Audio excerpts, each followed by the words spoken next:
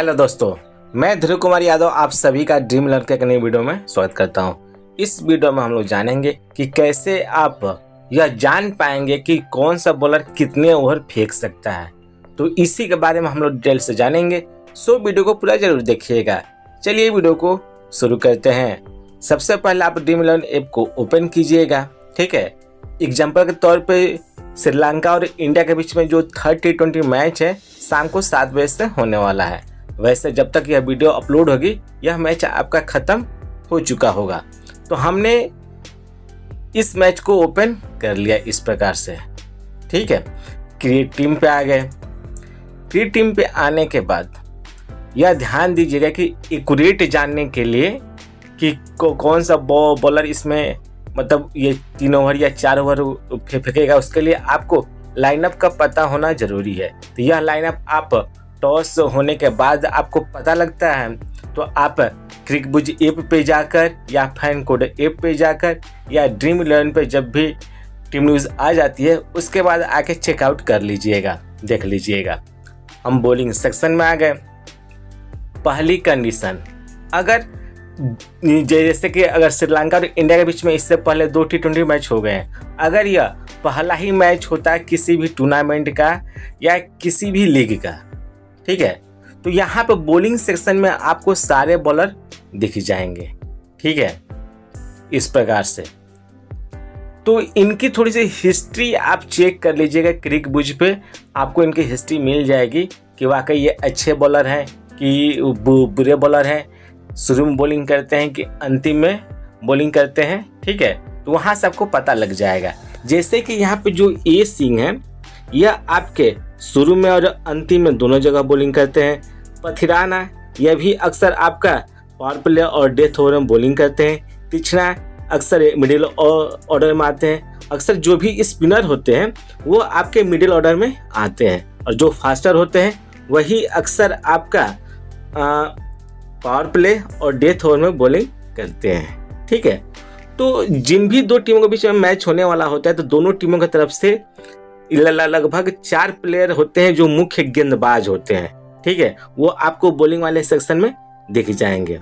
ठीक, तो यह तो हुआ पहला तरीका कि अगर इनका पहला मैच हो रहा है तो आप थोड़ा सा हिस्ट्री देख लीजिएगा कि कौन सा गेंदबाज कहाँ और कैसा बॉलिंग करता है।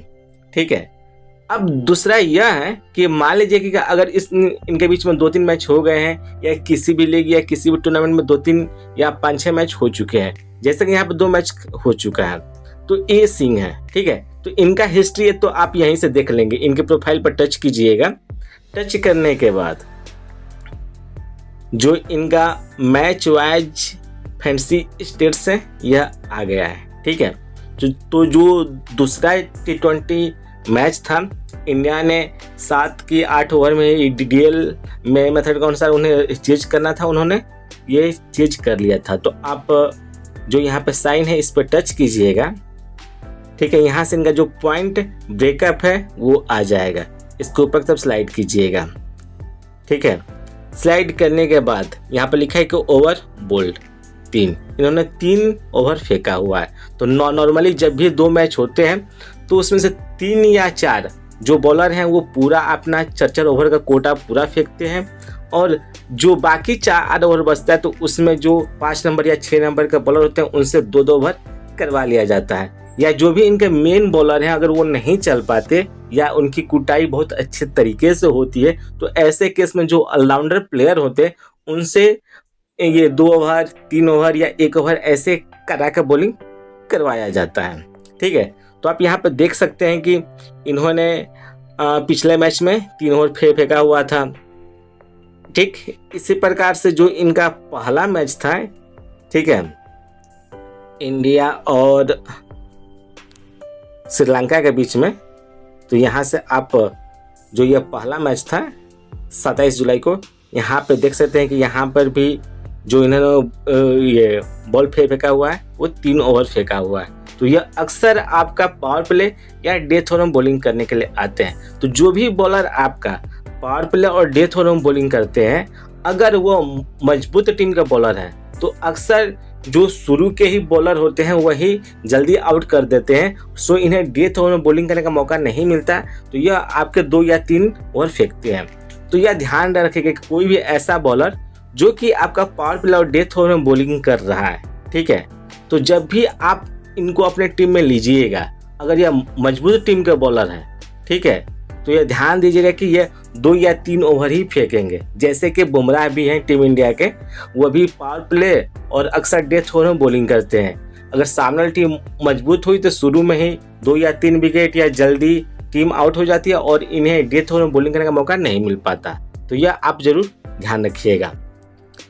उसी प्रकार से जो एम पथिराना है, मैंने इनके प्रोफाइल पर टच किया, ठीक है, तो यहाँ पे जो इनका मैच है, जो दूसरा मैच हुआ था, यहाँ पे आप देख सकते हैं कि इन्होंने कितना ओवर फेंका था। यहाँ से इन्होंने 1.3 ओवर फेंका हुआ था। फिर उसी प्रकार से इनका जो ये पहला मैच था इंडिया के बीच में, यहाँ पे देख सकते हैं कि इन्होंने 4 ओवर का पूरा अपना कोटा फेंका हुआ था, ठीक है।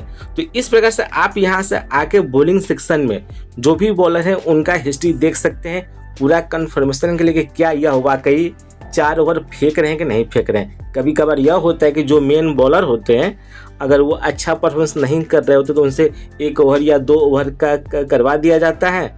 बाकी जो भी 5 नंबर या 6 नंबर के बॉलर होते हैं उनसे उनका कोटा पूरा करवाया जाता है।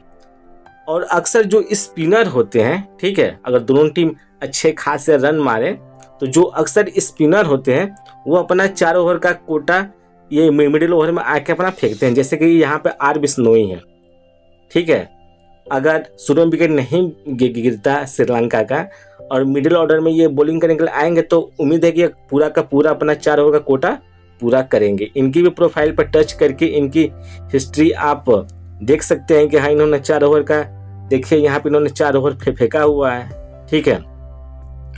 तो फिर उसी प्रकार से जो पहला मैच है तो वहाँ पे भी चेकआउट कर सकते हैं कि वाकई इन्होंने पहले मैच में भी 4 ओवर फेंका हुआ था। तो इस प्रकार से हिस्ट्री से आपको पता लग जाएगा कि कौन सा बॉलर रेगुलर बेसिस पे 4 ओवर फेंक रहा है। फिर आप आइएगा ऑलराउंडर सेक्शन में, ठीक है, यहाँ पे हार्दिक पांड्या है, ठीक है, यह अब रेगुलर बेसिस पे 4 ओवर अपना फेंक रहे हैं। वरना आपको याद होगा कि वर्ल्ड कप T20 2024 से पहले अक्सर ये 1 ओवर 2 ओवर 1 ओवर 2 ओवर ऐसे ही फेंक रहे थे, यानी 5 या जो 6 नंबर के बॉलर थे उनका रोल यह अदा कर रहे थे, ठीक है। तो आप इनके प्रोफाइल पर टच कर दीजिएगा। टच करके जो यहाँ पे पहला मैच था 27 जुलाई को, हमने इस पर टच किया तो यहाँ से जो इनका पॉइंट ब्रेकअप है तो ओवर बॉल इन्होंने 4 ओवर फेंका हुआ है, ठीक है। तो इससे आपको एक अंदाज़ा लग जाएगा। और दूसरे मैच में, ठीक है, यहाँ पर भी हम लोग देख लेते हैं, यहाँ पे इन्होंने 2 ओवर फेंका हुआ है, ठीक है। तो यह है, और हसरंगा है जो कि श्रीलंका का मेन बॉलर है, तो यह लगभग अपना 4 ओवर का कोटा अक्सर पूरा करते हैं। तो इनका भी आप प्रोफाइल पे इसी तरह आके चेक कर लीजिएगा वाकई इन्होंने भी 2 ओवर फेंका हुआ है। और जो पहला मैच है फिर वहाँ पर हम लोग देख लेते हैं कि वहाँ पर इन्होंने अपना 4 ओवर का कोटा पूरा किया हुआ है, ठीक है। तो ओवरऑल आप आइएगा टॉस होने के बाद या टॉस होने से पहले जब भी आप टीम क्रिएट करते हैं तो इसी प्रकार से आप ऑलराउंडर सेक्शन और बॉलिंग सेक्शन में आके इनका हिस्ट्री देखिएगा कि क्या यह वाकई रेगुलर बेसिस पे 4 ओवर का बॉलिंग फेंक रहे हैं कि नहीं फेंक रहे हैं। अगर ये लगातार 4 ओवर फेंक रहे हैं तो आप इन्हें अपने टीम में ले सकते हैं। बाकी थोड़ा सा मजबूत टीम और कमज़ोर टीम का ध्यान रखिएगा। अगर कमज़ोर टीम है तो जाहिर सी बात है जो मजबूत टीम है उन्हें जल्दी आउट कर सकती है। तो जो मजबूत टीम के पावर प्ले में जो बॉलिंग करते हैं या जो डेथ ओवर में बॉलिंग करते हैं उनको 2 या 3 ओवर ही फेंकने को मिलेंगे, ठीक है। और ऐसे में जो मिडिल ऑर्डर में स्पिनर जब गेंदबाजी करने के लिए आते हैं तो उनका भी यही हाल होता है, ठीक। या जब इनके मेन बॉलर जो होते हैं उनकी कुटाई अच्छे खासे मोड में होती है या उन्हें विकेट नहीं मिल पाता, तो ऐसे केस में जो ऑलराउंडर से सेक्शन में कुछ ऑलराउंडर प्लेयर होते हैं उनकी जरूरत पड़ती है।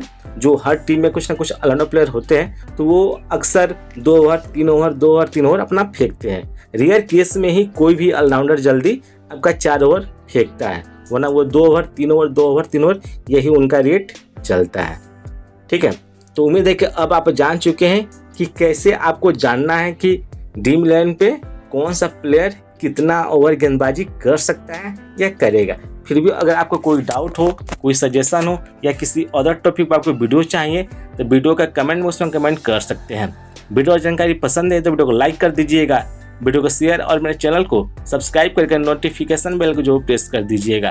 तब तक मिलते हैं हम लोग अगले वीडियो में। Thank you. जय हिंद, जय भारत।